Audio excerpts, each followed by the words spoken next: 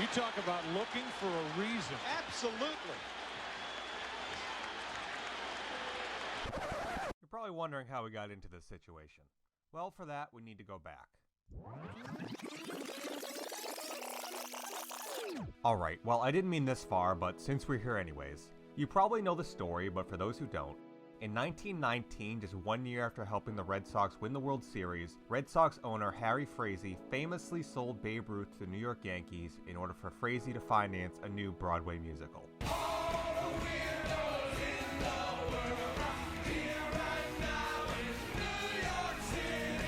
Babe Ruth went on to become one of the greatest baseball players of all time, and the Yankees went on to become their most successful franchise. On the other side, the Red Sox floundered, seemingly unable to ever put together a championship team. As you might imagine, Boston Red Sox fans developed a bit of a complex around their team, and especially around the Yankees. Full disclosure, I grew up a Red Sox fan, and while I don't really watch baseball anymore, the anti-Yankees bias is ingrained in my DNA. It's going to be really hard for me to be objective about this, so I promise, anytime I say something unfairly negative about the Yankees, I'll try to follow it up with something positive. Red Sox fans hated the Yankees because the Yankees. Crap, okay, that happened quicker than I thought. I think Bernie Williams is a good guitarist. The Red Sox and Yankees rivalry was incredibly one-sided, as the Yankees always seemed to come out on top. Sure, there were years the Red Sox were a better team, but still the Yankees would always find a way to win championships where the Red Sox couldn't. Adding to the animosity was a baseball playoff system which ensured only one team from the AL East could advance to the postseason. That meant that despite the rivalry, the Red Sox and Yankees never faced each other in the playoffs. That didn't stop the Yankees from breaking Red Sox fans' hearts though.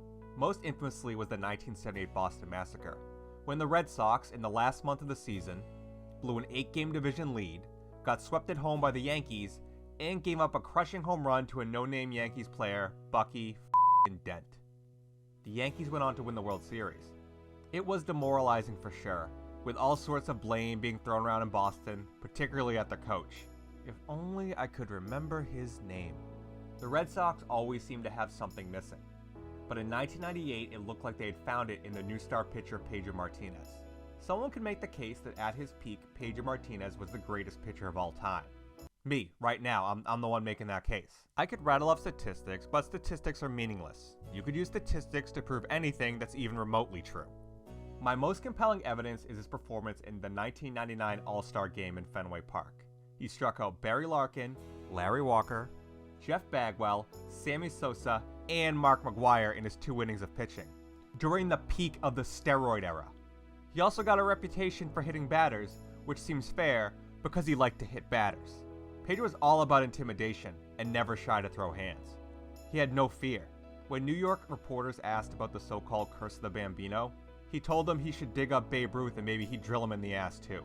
Due to rule changes, the MLB playoff field expanded, and in 1999 the Red Sox played their very first playoff series against the Yankees.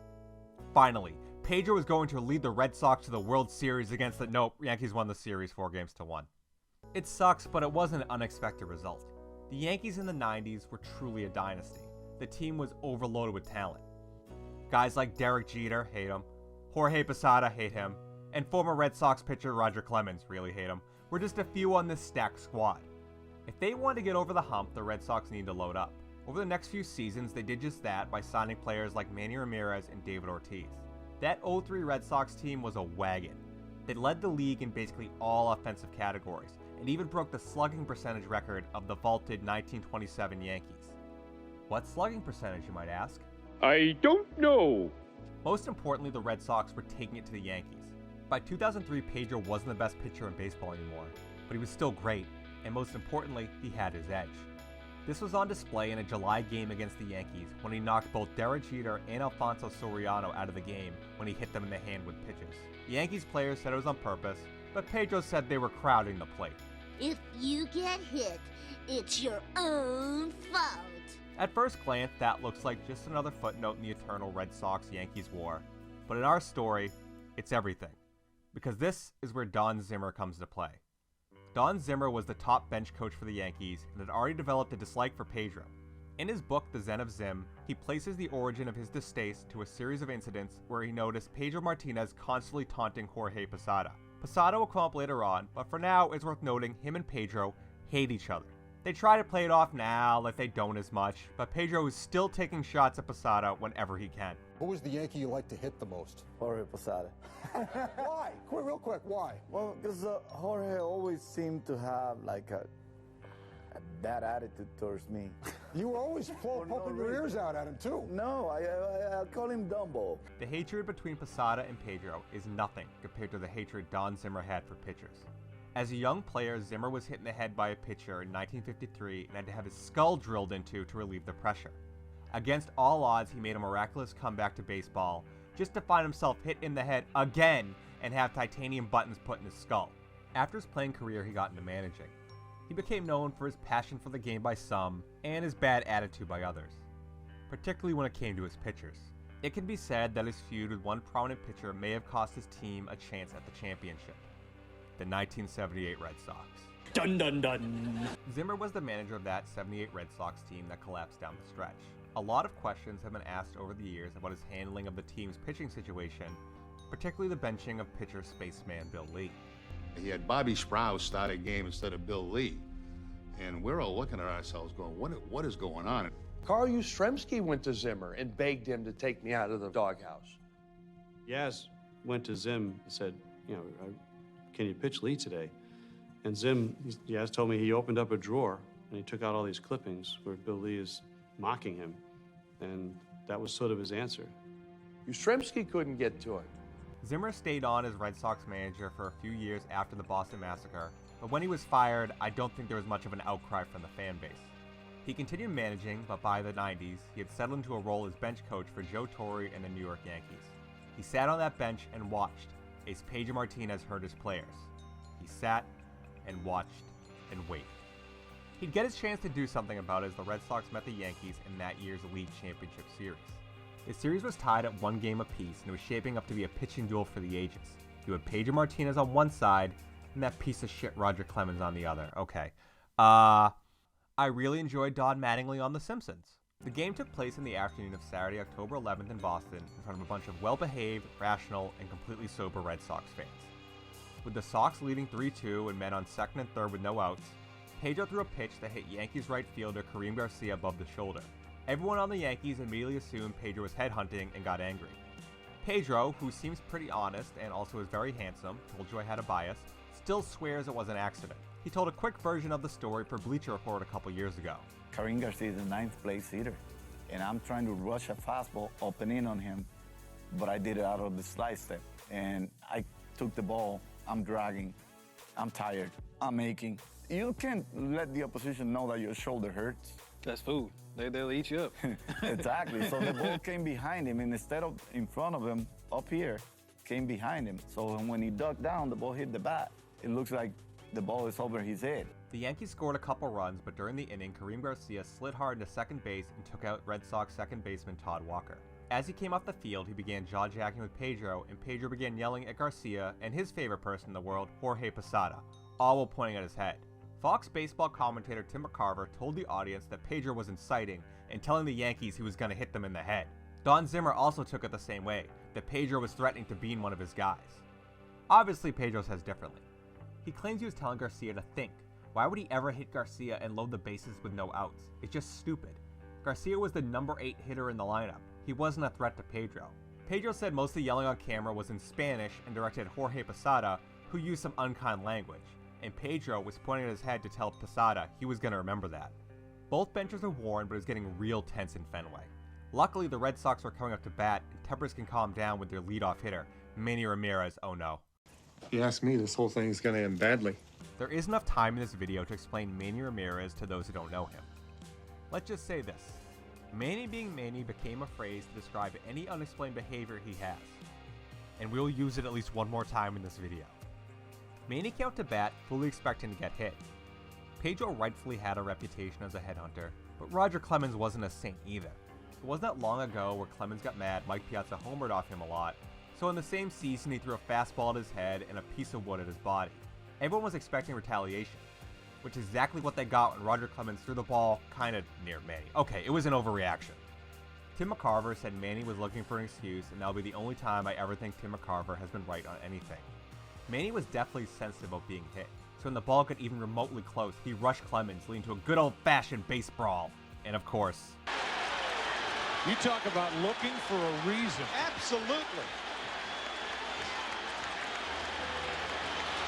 Oh my goodness. surprisingly, Pedro and Zimmer are mostly in sync on what happened. Pedro came out of the bathroom just to see the brawl starting and locked eyes with Zimmer. Zimmer's frustration had been building and he ran onto the field looking for Pedro to take a swipe at him.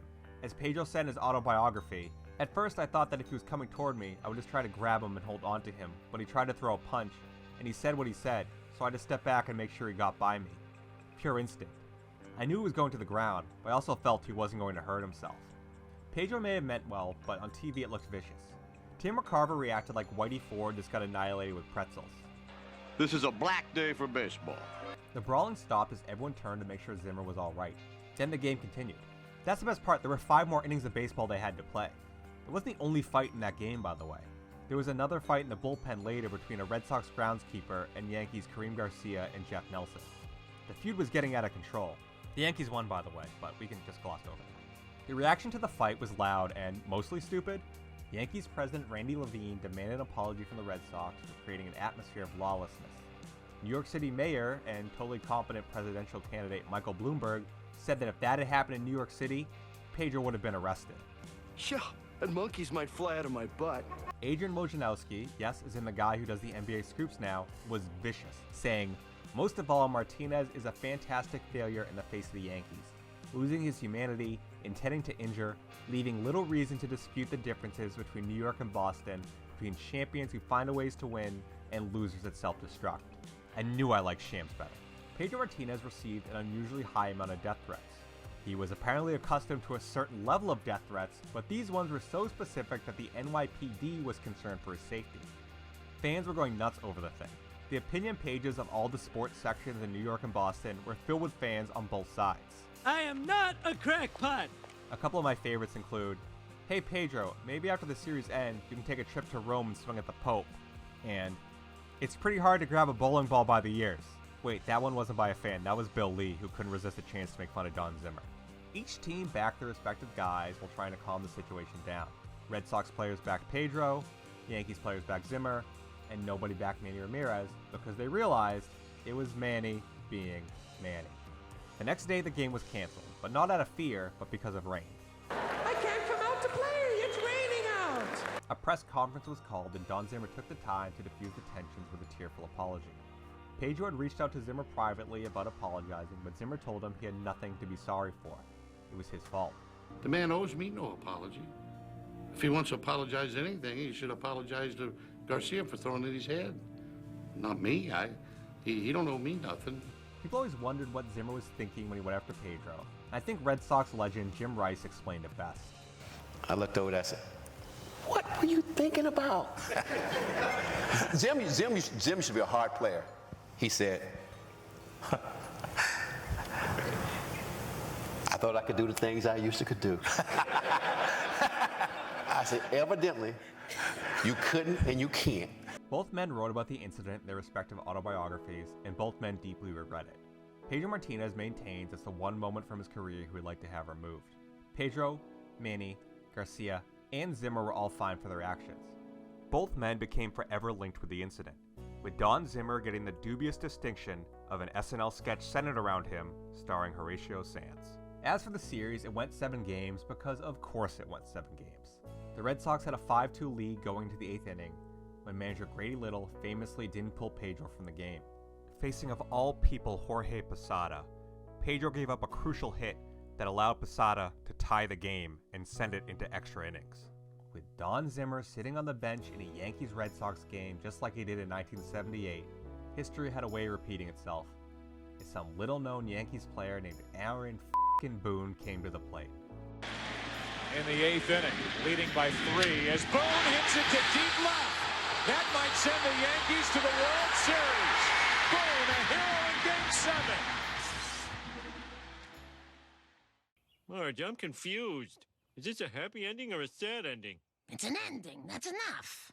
Come on, you think I'd end it that way? Grow up. The next year, the Red Sox came back from 3 games down to beat the Yankees and go on to win the 2004 World Series and the 2007 World Series, and the 2013 World Series, and the 2018 World Series. The Yankees won in 2009, but we don't count that because it doesn't fit my overall narrative, which is, of course, Fuck the Yankees. crap. Did I mention I liked Bernie Williams as a guitarist?